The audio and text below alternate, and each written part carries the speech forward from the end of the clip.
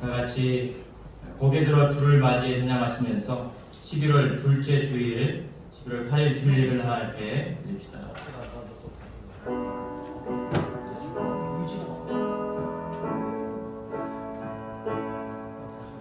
고개 들어 주를 맞이해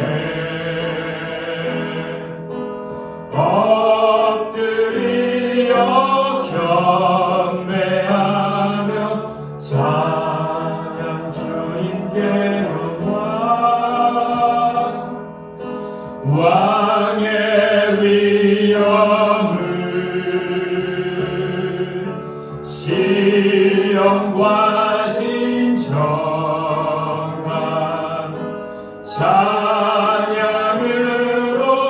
영광 돌려 만왕의 왕께. 아멘. 나는 예배자입니다. 찬양하겠습니다.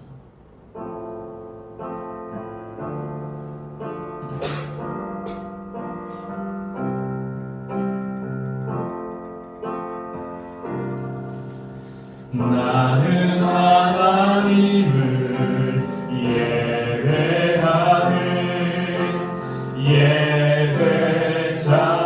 예배자입니다.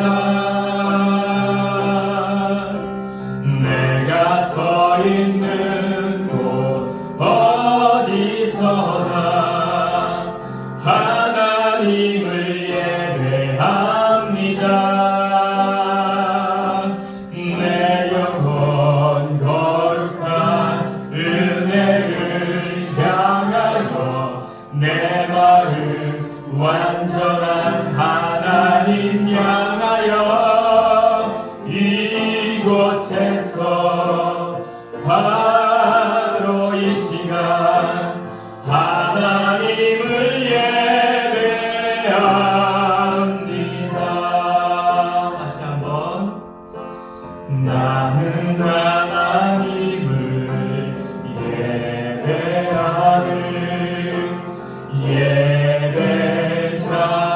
예배자입니다. 내가 서 있는 곳 어디서나 하나님을 예배합니다. 내 영혼 거룩한 은혜를 향하여 내 마음 완전한 하나님 향하여 이곳에서 바로 이 시간 하나님을 예배합니다. 우리 한번 더 찬양할까요? 나는 하나님을 예배하는 예배자입니다. 내가 서 있는 곳 어디서나 하나님을 예배합니다. 내 영혼 거룩한 은혜를 향하여 내 마음 완전한 하나님 향하여 이곳에서 바로 이 시간 하나님을 예배합니다. 아멘. 사도신경 우리의 신앙을 진실되게 고백드립니다. 나는 전능하신 아버지 하나님 천지의 창조주를 믿습니다. 나는 그의 유일하신 아들 우리 주 예수 그리스도를 믿습니다. 그는 성령으로 잉태되어 동정녀 마리아에게서 나시고 본디오 빌라도에게 고난을 받아 십자가에 못 박혀 죽으시고 장사된 지 사흘 만에 죽은 자 가운데서 다시 살아나셨으며 하늘에 오르시어 전능하신 아버지 하나님 우편에 앉아 계시다가 거기로부터 산자와 죽은 자를 심판하러 오십니다. 나는 성경을 믿으며 거룩한 공교회와 성도의 교제와 죄를 용서받는 것과 몸의 부활과 영생을 믿습니다. 아멘. 사랑합니다, 예수님.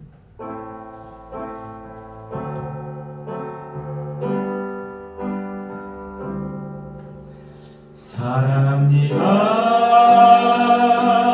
나의 예수님. 사랑합니다, 아주 많이요.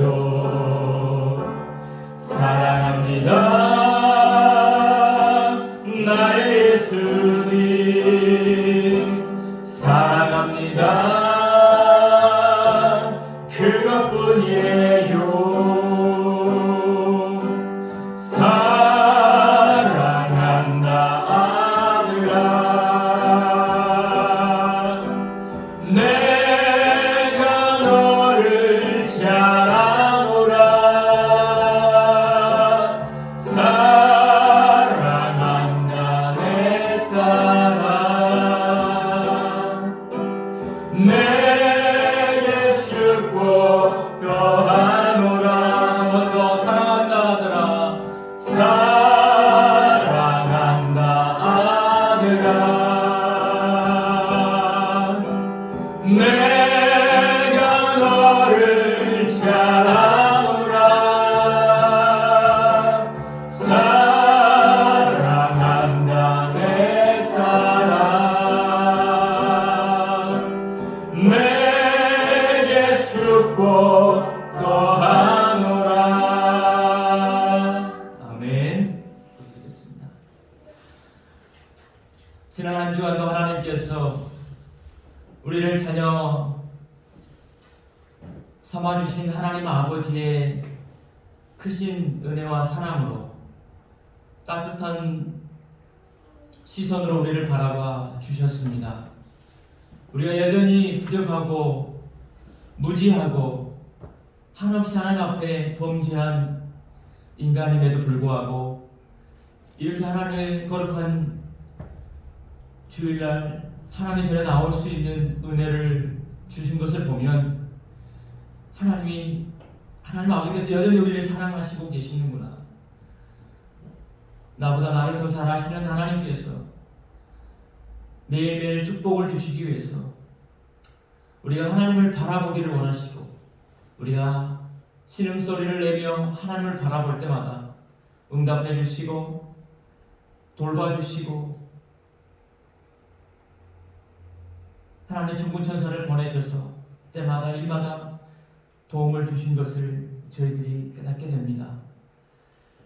하나님, 이렇게 주님의 은혜로 하나님의 전에 나왔사오니 이 시간에도 우리의 몸과 마음에 세상의 것을 바라보지 않게 하시고 하나님의 말씀만을 두기를 원합니다. 우리 마음의 중심에 하나님의 말씀으로 채워지기를 원합니다. 우리의 영적인 귀와 눈이 열어지게 하시고, 그래서 하나 살아계신 하나님의 말씀을 들을 때 감동받게 하시고 깨닫게 하여 주시고 아멘으로 순종하는 귀한 은혜의 시간 되게 하여 주시옵소서.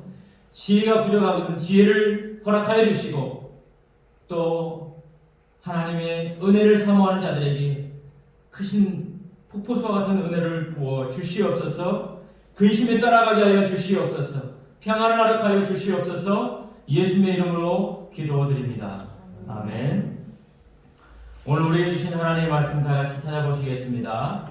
구약성경 역대하 34장입니다. 구약성경 704페이지, 구약성경 704페이지 역대하 34장 1절로 3절까지 말씀입니다.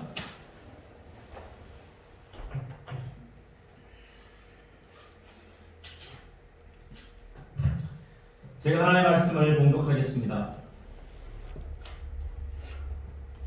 요시야가 왕위에 오를 때에 나이가 8세라 예루살렘에서 31년 동안 다스리며 여호와 보시기에 정직하게 행하여 그의 조상 다윗의 길로 걸으며 좌우로 치우치지 아니하고 아직도 어렸을 때 곧 왕위에 있은 지 8년에 그의 조상 다윗의 하나님을 비로소 찾고 제 12년에 유다와 예루살렘을 비로소 정결하게 하여 그 산당들과 아세라 목상들과 아로 새긴 우상들과 구워 만든 우상들을 제거하여 버리매. 아멘. 오늘 이 말씀을 중심으로 해서 여호와 보시기에 라는 제목으로 함께 은혜를 나누겠습니다. 우리는 지난 시간을 통해서 지난주 또 몇 주의 시간들을 걸쳐서 하나님이 우리를 평가하시는 기준에 대해서 좀 살펴보았습니다. 사람들이 평가하는 기준이 있고 내 스스로가 평가하는 기준이 있고 또 무엇보다 중요한 하나님이 평가하시는 그 기준이 있다. 우리는 다른 어떤 기준보다 하나님이 나를 어떻게 평가하시는가에 대해서 깊이 생각해보고 또 하나님의 말씀으로 무장하는 그런 삶을 살아야 될 것을 함께 우리가 기도하면서 이 말씀을 들었던 것이 기억이 납니다. 오늘 본문의 말씀을 통해서는 새 왕이 나옵니다. 새 왕. 이 새 왕에 대해서 잠깐 살펴보기를 원합니다. 하나님께서 그 새 왕에 대해서 뭐라고 말씀하시는 것이 있고 또 평가하시는 것이 있습니다. 그래서 우리가 그 새 왕의 평가를 하나님께서 어떻게 하셨고 과연 우리에게 주는 교훈이 무엇인가에 대해서 함께 이 말씀을 나눠보도록 하겠습니다. 요시야 왕의 할아버지인 므낫세가 있는데요. 오늘 본문의 말씀은 아니지만 한 장 앞으로 가면 역대하 33장 1절로 3절까지 말씀이 있습니다. 역대하 33장 1절 3절까지 말씀을 제가 한번 읽어보겠습니다. 앞에 스크린을 보시면요. 므낫세가 왕위에 오를 때의 나이가 12세라 예루살렘에서 55년 동안 다스리며 여호와 보시기에 악을 행하여 여호와께서 이스라엘 자손 앞에서 쫓아내신 이방 신들의 가증한 일을 본받아 그의 아버지 히스기야가 헐어버린 산당을 다시 세우며 바알들을 위하여 제단을 쌓으며 아세라 목상을 만들며 하늘의 모든 1월 성신을 경비하며 섬기며 요시야 할아버지 므낫세 왕의 내용인데요. 여기서 보니까 므낫세 왕은 12세의 왕이 되어서 55년 동안을 남유다 왕으로 살았습니다. 그리고 므낫세는 하나님이 보시기에 어떻게 평가를 받고 있냐면 악한 왕이었다. 그렇게 평가를 받고 있습니다.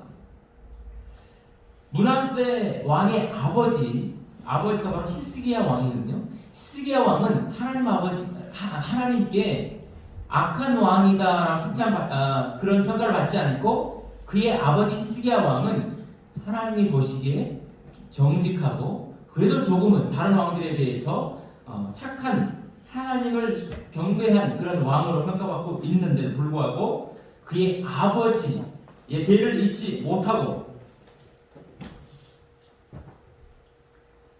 그가 우상 숭배를 하는 것을 볼 수 있습니다. 그래서 므낫세 왕 요시야 왕의 할아버지 오늘 본문의 주인공 우리가 본받아야 할 왕이 바로 요시야 왕인데 그 요시야 왕의 할아버지부터 지금 살펴보는 것입니다. 할아버지 므낫세 왕이 이런 평가를 받았다고 하는 거죠. 근데 그가 바로 므낫세 왕의 아버지 히스기야 왕이 그런 우상 숭배의 산당을 다 헐어버렸는데 이 아들 므낫세는 다시 그것을 끄려다가 다시 새로 세웠어요. 하나님의 성전에 우상 숭배를 같이 했단 말이죠. 우상의 신을 같이 섬겼어요. 그러니 하나님께서 그를 악하다 그렇게 평가하신 게 당연하죠. 그 다음에 요시야 왕의 아버지를 보겠습니다. 역대하 33장 21절로 24절의 말씀을 보면 요시야 왕의 아버지 아몬에 대해서 나옵니다. 21절 아몬이 왕위에 오를 때 나이가 22세라 예루살렘에서 2년 동안 다스리며 그의 아버지 므낫세의 행함같이 여호와 보시기에 악을 행하여 아몬이 그의 아버지 므낫세가 만든 바로 새긴 모든 우상에게 제사하여 섬겼으며 이 아몬이 그의 아버지 므낫세가 스스로 겸손함같이 여호와 앞에서 스스로 겸손하지 아니하고 더욱 범죄하더니 그의 신하가 반역하여 왕을 궁중에서 죽이매 여러분 이 요시야 왕의 바로 아버지 부친 아몬은 22세의 왕이 되었는데 불과 2년밖에 남유다를 다스리지 못했습니다. 그런데 이 아몬은 하나님 보시기에 똑같이 그의 아버지 므낫세 왕과 똑같이 악하다 이렇게 평가를 하나님께서 내리셨어요. 아몬은 그의 말년에 신하들의 반역에 의해서 신하들로 반역을 받아서 죽었습니다. 비극적인 죽음이죠. 아몬도 역시 우상 숭배자였습니다. 요시야 왕의 할아버지, 아버지까지 하나님께서 악하다는 평을 받았고 그들이 우상 숭배자였다고 하는 거죠. 중조 할아버지 히스기야는 하나님을 온전히 섬겼던 왕인데 그의 아들은 이대에 걸쳐서 하나님의 악하다는 평가를 받고 있습니다. 그러니까 한 가문에 그런 하나님을 온전히 섬기는 왕이 있었는가 하면 하나님을 거역하고 우상을 숭배하는 그런 조상들을 볼 수 있습니다. 그러면 오늘 본문의 말씀의 주인공인 요시야는 어떤가? 오늘 본문 34장 1절 3절 말씀을 보시면 요시야가 왕위에 오를 때 나이가 8세였어요. 8세였는데 31년 동안 다스렸고 근데 여호와 보시기에 정직하게 행했다라고 평가를 받고 있습니다. 그러면서 그의 조상 다윗의 길로 걸으며 좌우로 치우치지 않았다. 그래서 마지막에 보니까 3절에 보니까 우상들을 제거해서 다 버려버렸다. 그렇게 요시야를 보고 있습니다. 요시야 왕은 8세. 여러분 8세의 왕이 되면 초등학교 지금 말하면 1학년 지금 서윤이가 왕이 된 거예요. 서윤이 어디 있어? 저기 놀고 있구나. 저렇게 놀아야 정상인 나이에 왕이 되었으니 그 정사를 제대로 펼쳤겠습니까? 그런데 31년 동안 남유다의 왕이었습니다. 요시야는 그런데 하나님 보시기에 정직한 왕으로 평가받고 있어요. 요시야는 조상 다윗의 길을 걸었던 왕이었다라고 평가하고 있습니다. 요시야는 우상을 타파한 예배자로 평가받고 있습니다. 이런 배경을 통해서 하나님께서 우리에게 주시는 교훈을 좀 정리해 보고자 합니다. 먼저 남유다 새 왕에 대한 하나님의 평가를 우리가 들었습니다만은 다시 한번 보시면 요시야 왕의 할아버지 므낫세 12세의 왕이 되었고 무려 55년을 다스렸습니다. 아몬은 2년밖에 다스리지 못했지만 요시야는 8세의 왕이 되었고 31년 다스렸습니다. 이렇게 55년, 2년, 31년을 다스렸는데 그러나 하나님께서 그들을 보시면서 평가하실 때는 몇 년 동안 잘 다스렸느냐, 몇 년 동안 왕위에 있었느냐를 중요하게 보지 않으셨습니다. 즉 기간이 기준이 아니라 다른 것이 기준이었다고 하는 거죠. 그럼 무엇이 기준이었을까? 하나님이 평가하시는 기준은 무엇이었을까? 기간이 아니라 삶의 내용이었다고 하는 거죠. 그가 악하고 하나님 보시기에 악했느냐 정직하다는 것은 왕을 몇 년 동안 했느냐가 중요한 것이 아니고 삶을 어떻게 살았느냐, 하나님 보시기에 삶을 어떻게 살았느냐, 그 삶의 내용이 중요하다고 하는 것입니다. 우리가 신앙생활을 몇 년 했느냐가 중요한 것이 아니고 단 1년 동안 했다 할지라도 삶의 내용, 신앙생활의 내용이 중요하다고 우리가 볼 수가 있습니다.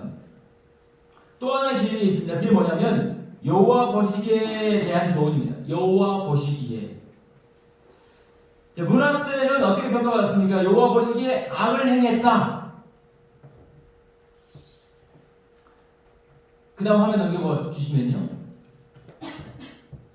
네. 아몬 역시 여호와 보시기에 악을 행했고 요시야는 여호와 보시기에 정직하게 행했다. 그렇게 나와 있습니다. 하나님의 새 왕을 평가하시기 위해서 기준이 되었던 바로 표현이죠. 악을 행하여와 정직하게 행하여. 이것은 먼저 삶의 기준이 중요한 것이 아니라 삶의 내용이 중요하다고 말씀을 드렸습니다. 그러면 하나님 보시기에 정직하게 행하였다는 말은 무슨 말씀일까요? 하나님 보실 때 정직하게 행했다.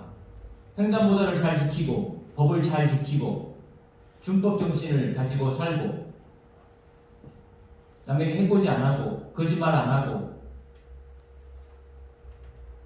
윤리적으로 도덕적으로 잘 행하는 것이 하나님 보시기에 정직하게 행한 것인가? 사람의 기준하고 하나님의 기준이 똑같은 것인가? 하나님 보시기에 정직하게 행했다는 말은 조금 우리 사람들의 기준에서 생각하는 기준과 조금 다릅니다. 다윗이 하나님의 기준이었습니다. 다윗 왕이 바로 하나님이 보실 때 마음이 합한 왕으로 살았던 그 다윗이 바로 기준이었습니다. 이것은 하나님이 세우신 이스라엘 백성들이 남유다 왕과 북이스라엘 왕 하나님의 백성들이 세운 왕에 대한 기준이 바로 다윗이었다고 하는 것입니다. 너희들이 다윗처럼 다윗의 길을 걷지 못했구나. 다윗 왕의 삶이 기준이었습니다. 여호와 보시기에 정직하게 행하여 그의 조상 다윗의 길로 걸으며 좌우로 치우치지 아니하고. 과연 다윗이 어떤 길을 걸었는데 다윗의 길로 걸었다. 그리고 다윗의 길이 어떤 길이길래 좌우로 치우치지 않은 길이었는가? 하나님께서는 다윗을 여호와 보시기에 정직하게 행한 모델로 제시를 했습니다. 즉 다윗의 삶이 바로 하나님 보시기에 정직하게 행한 삶인데, 그렇다면 여호와 보시기에 정직하게 행하였다는 말은 도덕적이고 윤리적으로 완벽한 삶을 이야기하는 것인가? 좀 전에 제가 말씀드린 것처럼 그런데 그렇지 않는 것을 우리는 짐작할 수 있습니다. 왜냐하면 다윗이 도덕적으로 윤리적으로 완벽한 사람이 아니었기 때문에. 여러분 잘 아시잖아요. 다윗이 어떤 죄를 지었는지. 자신의 충신 신하를 죽이고 그의 아내를 빼앗은, 그게 도덕적으로 윤리적으로 완전한 사람의 행동입니까? 죽어 마땅한 사람의 죄를 지은 거죠. 그런데 어떻게 하나님께서는 그 다윗의 길을 걸었다라고 하면서 다윗을 정직하게 행한 사람의 모델로 삼으셨냐는 말이죠. 우리는 이 말씀을 보면서 헷갈릴 수 있어요. 도대체 하나님의 기준이 뭐야? 다윗과 같이 똑같이 하면 돼? 범죄하다가 다시 돌아서면 되는 거야? 성경적으로 보면 사울왕, 초대 왕이죠. 사울왕과 다윗은 하나님 보시기에 정반대의 삶을 사람이라고 평가하고 있는데요. 하나님 보시기에 정직히 행한 사람의 다윗이 모델이었다면 사울은 하나님 보시기에 악을 행한 사람의 모델이었습니다. 그러면 그들의 결정적인 차이가 무엇이었는가? 우리가 잘 아는 것처럼 사울과 다윗의 결정적인 차이는 하나님 앞에서 죄를 짓고 똑같이 죄를 지었습니다. 다윗이 상황 속에서 죄를 지었고 사울도 사울의 상황 속에서 하나님을 거역하는 그런 죄를 지었습니다. 근데 죄를 짓고 난 후가 중요하죠. 죄를 짓고 난 후에 하나님의 말씀, 책망에 임했을 때 어떻게 반응했느냐? 180도로 바뀐 삶을 살았느냐? 아니면 여전히 똑같은 삶을 살았느냐? 하나님께서 우리에게 충고하십니다. 하나님께서 우리에게 경고하십니다. 하나님께서 우리에게 너 그거 잘못된 거야 라고 했을 때 우리는 알겠습니다 하고 두 번 다시 죄를 짓지 않고 하나님 앞에 하나님을 보시기에 실망시키지 않는 그런 삶을 살려고 노력하고 있는 것인지 아닌 것인지 보면 우리를 스스로를 평가할 수 있겠죠. 사울은 책망을 들었을 때 여전히 하나님은 보이지 않는 분이신데 무슨 상관이에요? 신하 중에 선지자가 한마디 했어? 제사장이 한마디 했어? 네가 내 밑에 있는데 무슨 네가 하나님처럼 하려고 그래? 사울은 그랬단 말이죠. 사울은 변명했습니다. 하나님의 책망이 있어서 변명했다. 하나님, 나 사정이 있었다니까요. 사정이 있어서 그렇게 했다니까요. 하나님, 그 이해해 주세요. 변명했습니다. 그러나 다윗은 그 즉시 무릎을 꿇고 회개하고 다시는 그런 죄를 범하지 않았습니다. 변명과 회개가 사울과 다윗의 결정적인 차이였습니다. 성경은 그것을 변명하는 사울을 악한 사람이라고 규정하고 회개하는 다윗을 정직한 사람이라고 규정을 했습니다. 그러니까 하나님의 기준에 정직하게 행한 사람은 뭐예요? 실수하고 죄를 지었지만 돌이킨 삶, 회개하는 삶, 그게 바로 정직한 사람. 윤리적으로 도덕적으로 완벽하게 흠이 없는 사람이 정직한 사람이 아니라는 거죠. 사람은 근본적으로 그렇게 할 수 없는 거예요. 본성적으로 악하기 때문에 죄를 지을 수밖에 없고 실수를 할 수밖에 없어요. 그걸 하나님 너무나 잘 아세요. 사울 왕과 다윗 왕은 똑같이 이스라엘을 40년 동안 다스렸습니다. 40년 동안 왕을 했어요. 정말 대단한 거죠. 그러나 하나님께서 절대 그것을 보지 않으신 거예요. 하나님께서는 다윗의 말과 다윗이 말한 말과 다윗이 말한 기도 내용과 그가 노래한 내용을 성경에 기록하게 하셨고 그가 그 내용이 하나님의 말씀으로 지금 우리가 인정하고 보고 있는 거예요. 다윗이 지은 시편의 노래들, 시편 시들, 기도의 내용들 우리가 성경 말씀으로 보고 있잖아요. 그럼 어떻게 사람이 한 기도의 내용, 사람이 한 노래를 지은 것을 어떻게 우리가 성경 말씀이라고 보면서 하나님 말씀이라고 우리가 보면서 우리가 지금 이렇게 신앙생활을 하고 있을 수 있을까요? 사람이 지은 노래인데, 사람이 한 기도 내용인데 그게 왜 성경에 담을 수가 있죠? 그것은 다윗의 생각과 하나님의 생각이 같았기 때문에 그렇습니다. 다윗이 드린 기도, 다윗이 한 노래 이것은 다 하나님을 경배하고 하나님의 그 은혜를 노래하고 찬양하는 것이기 때문에 하나님을 경배하는 것이기 때문에 하나님의 생각을 노래하는 것이고 하나님의 말씀을 가지고 기도하고 노래했기 때문에 성경의 가치로 여기고 우리가 성경 말씀, 하나님 말씀으로 우리가 볼 수 있도록 하나님께서 기록하게 해 놓으셨다고 하는 것이죠. 더 정확하게 말하면 다윗은 하나님의 마음과 생각을 이해하고 소유한 사람이었습니다. 얼마나 대단한 사람인가요? 그가 실수투성이 범죄하는 사람이었지만 여전히 그가 하나님 앞에 내가 하나님의 성전을 내 손으로 짓고 싶습니다라고 해서 하나님이 허락하지 않았어요. 너는 전쟁에서 피를 많이 흘린 사람이야. 하나님이 그의 소원을 거부했어요. 그러나 너의 아들에게 짓게 해주겠다. 여러분, 다윗이 얼마나 하나님 앞에 열심을 가지고 신앙생활을 했습니까? 하나님을 경배하는 왕이었습니다. 그러나 그의 손으로는 하나님의 성전을 지을 수가 없었어요. 그의 죄 때문에. 어찌 보면 하나님 앞에 너무나 부끄러운 다윗이지만 그래서 더 하나님 앞에 회개하는 마음과 성전을 짓고 싶었는데 하나님 허락하지 않으셨다고요. 그때도 다윗은 하나님 너무하시네.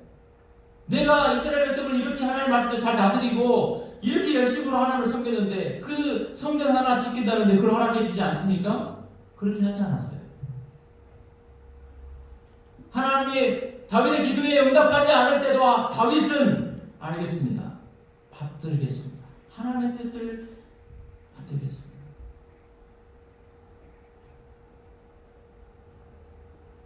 그런데 사울의 말은 그냥 인간 사울의 말이었어요. 하나님의 인정을 받지 못했습니다. 하나님은 사울을 향해 말씀을 지키지 않고 여호와께 묻지 아니한 사람이라고 책망했습니다. 하나님의 말씀을 지키지 않고 하나님께 묻지 않은 사람이라고 책망했습니다. 우리가 하나님께 묻지 않는 것도 책망받을 일입니다. 결정적인 차이, 하나님의 악한 사람과 정직한 사람이라고 말씀하신 결정적인 차이가 있습니다. 그게 뭐냐면 우상숭배와 예배입니다. 하나님께서는 므낫세와 아몬, 요시야의 할아버지 므낫세와 아버지인 아몬을 책망하시며 그들의 죄를 지적하셨는데 그 죄는 바로 우상 숭배였습니다. 반면에 요시아가 하나님으로부터 칭찬을 들은 것은 우상을 타파하고 그것을 제거했기 때문입니다. 우상 숭배는 구약에서 하나님으로부터 징계를 받았던 모든 왕들에게 나타나는 공통점이에요. 뭐가요? 우상 숭배. 그래서 하나님 앞에 책망을 받은 모든 왕들, 북이스라엘 19명의 왕, 남유다의 20명의 왕이 있었는데 그 중에서 하나님이 평가하는 정직한 왕은 불과 몇 명 되지 않아요. 불과 5명도 안 돼요. 악한 왕이라고 평가받은 자들의 공통점으로 우상 숭배자였다는 것입니다. 우상 숭배자. 모든 죄는 우상 숭배라는 뿌리에서 맺히는 열매입니다. 우리가 하나님 앞에 범죄했다고 느꼈을 때 우리는 우상 숭배한 것이라고 생각하면 됩니다.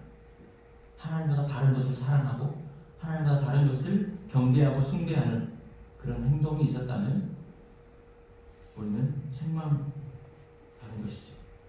우리가 하나님 앞에 범죄하는 모든 죄는 우상 숭배의 성격과 요소를 가지고 있습니다. 그러므로 사랑하는 성도 여러분, 모든 그리스도인은 예배와 우상 숭배에 대한 성경적인 이해를 가지고 있어야 됩니다. 성경적으로 봤을 때 우상 숭배가 뭐라고 기록되어 있고 성경이 봤을 때 정직한 그리고 예배가 무엇인지 기록되어 있는지를 분명히 알아야 된다고 하는 것이죠. 우상 숭배에 대한 무지, 우상 숭배가 뭔지 모르는 사람은요 예배에 대해서 뭔지 몰라요. 내가 우상 숭배했나? 그것을 이해하지 못하면 예배도 이해하지 못한 사람과 똑같습니다. 그러므로 성경의 말씀을 통해서 우상 숭배가 뭔가, 예배가 무엇인지 분명히 우리가 이해해야 된다고 하는 거죠.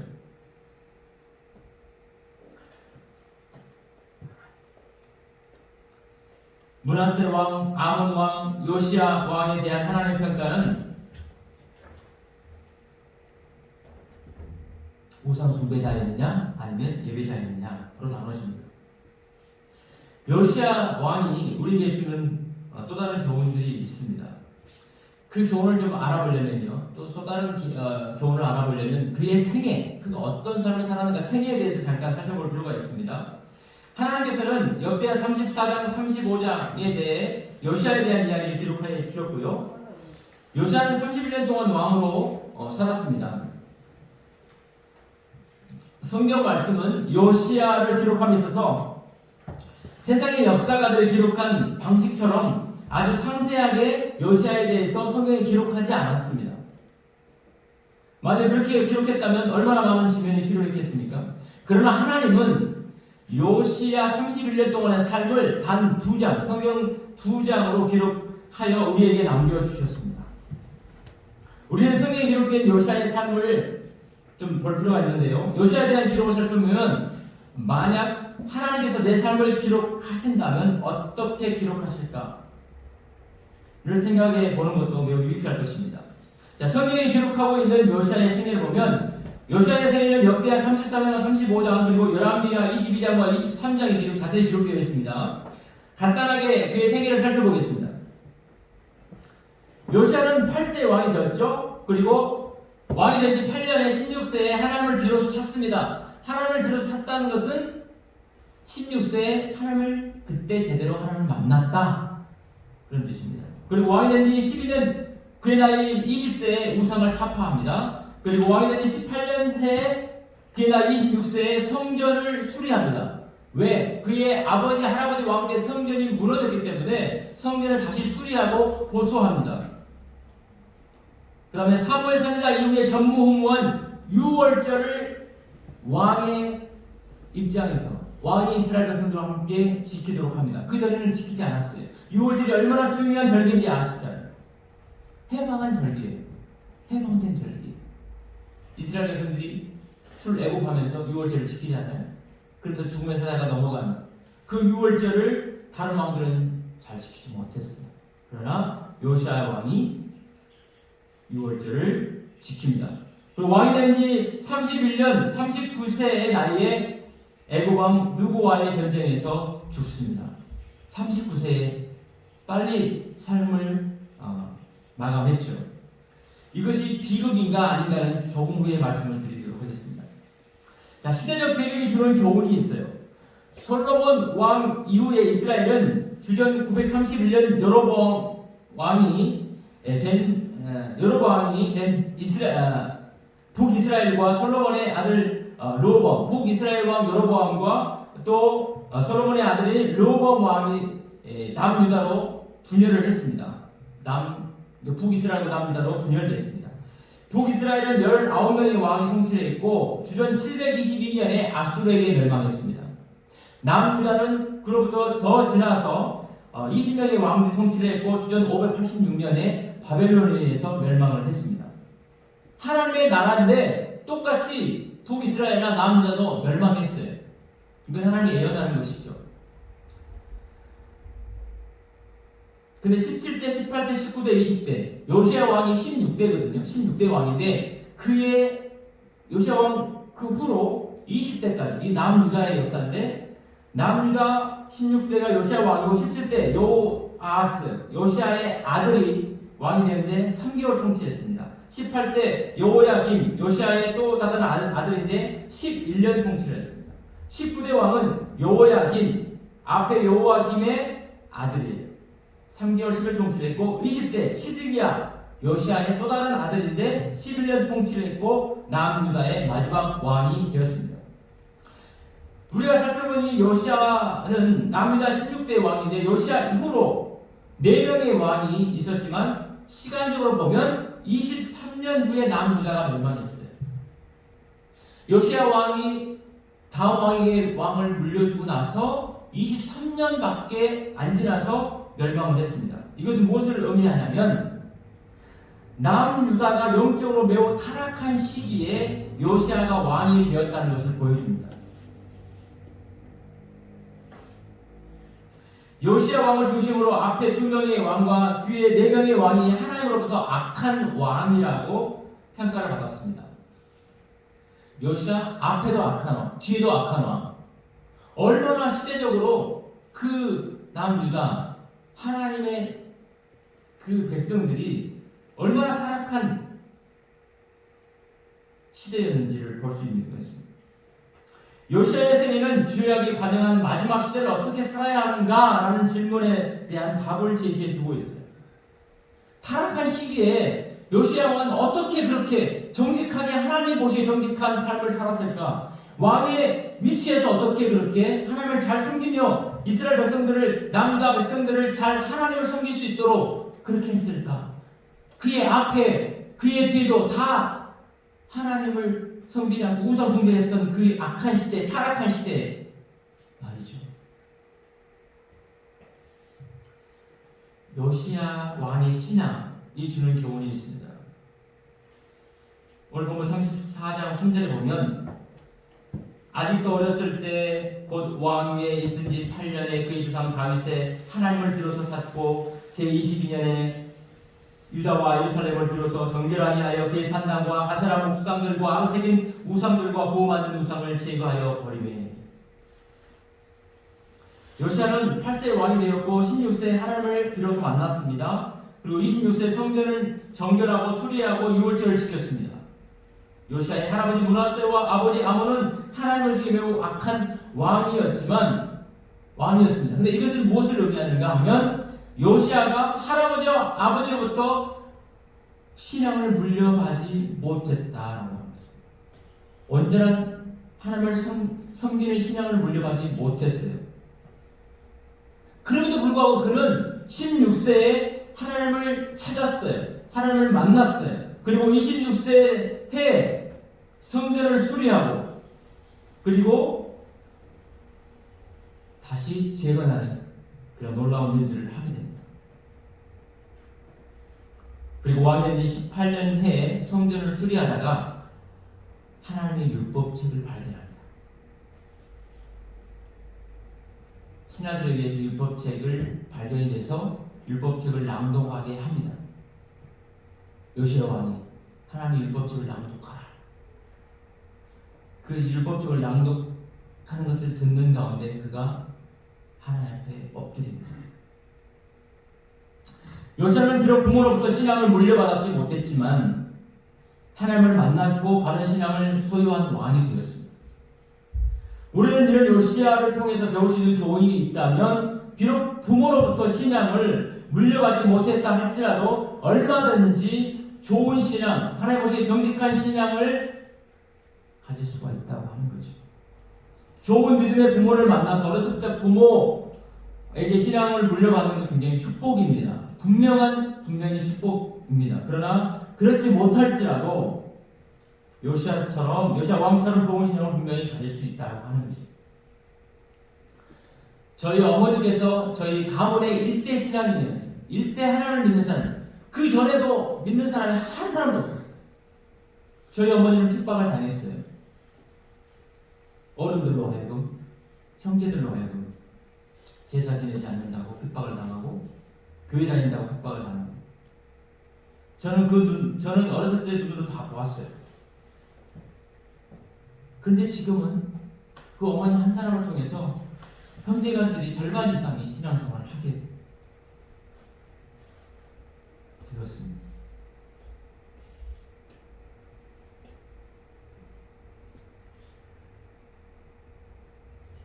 요시아는 그의 어린 나이에 성전을 정결하게 하고 또 수리하는 그런 놀라운 하나님 정말 기뻐하시는 일을 했습니다. 역대하 34장 오늘 본문의 말씀 이후에 8절 말씀을 보면 34장 8절 말씀을 보면 요시아가 왕위에 있은 지 18째 해에 그의 그 땅과 성전을 정결하게 하기를 마치고 그의 하나님 여호와의 전을 수리하려 하여 아산의 아들 사반과 시장 마아사와 서기관 요아스의 아들 요아를 보낸지라. 그러니까 명령해서 수리하고 정결하게 하는 일들을 시키게 됩니다.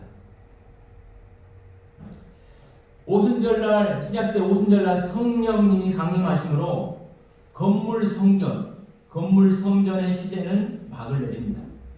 성전에서 회당에서만 예배를 해야 됐고 했었습니다. 거기에만 가야만 하나님께서 응답이 있었거든요.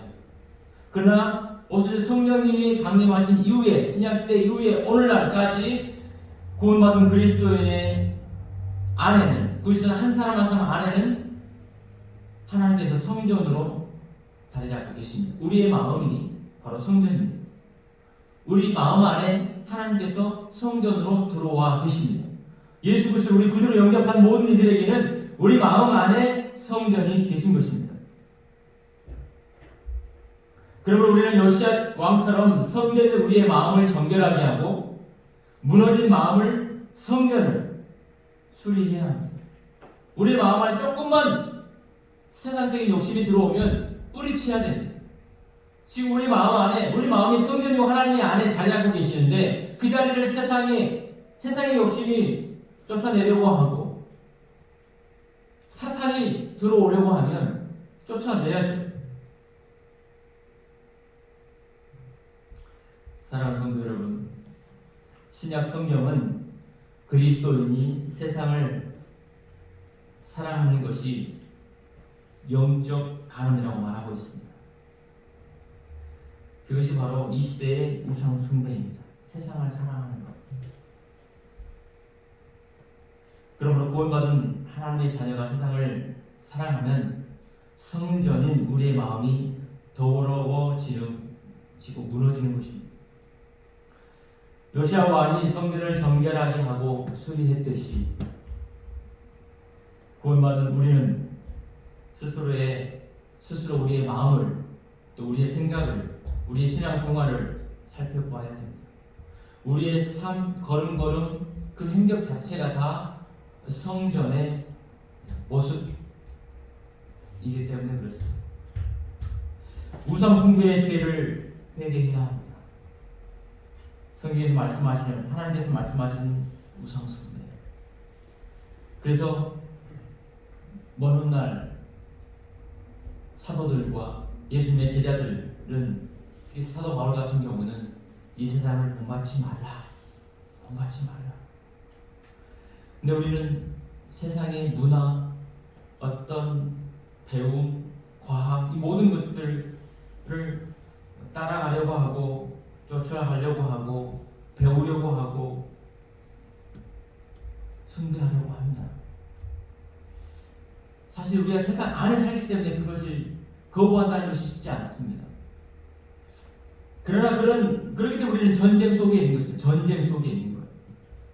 전쟁은 언제 끝납니까? 둘 중에 하나가 이겨야 끝납니다. 똑같이 가면 그것은 끝나지 않아요. 그냥 협상하는 거예요. 그러나 반드시 영적 전쟁은 이겨야 되는 거예요. 그래서 피를 흘리기까지 싸워야 되는 거죠. 영적 전쟁. 말씀으로 무장하고 기도하고 우리의 마음을 하나님의 성전으로 삼으신 우리의 마음을 살피고 돌볼 수 있는 저와 여러분 되시길 바랍니다. 기도하시겠습니다. 하나님 아버지, 오늘 말씀을 통해서 여호와 보시기에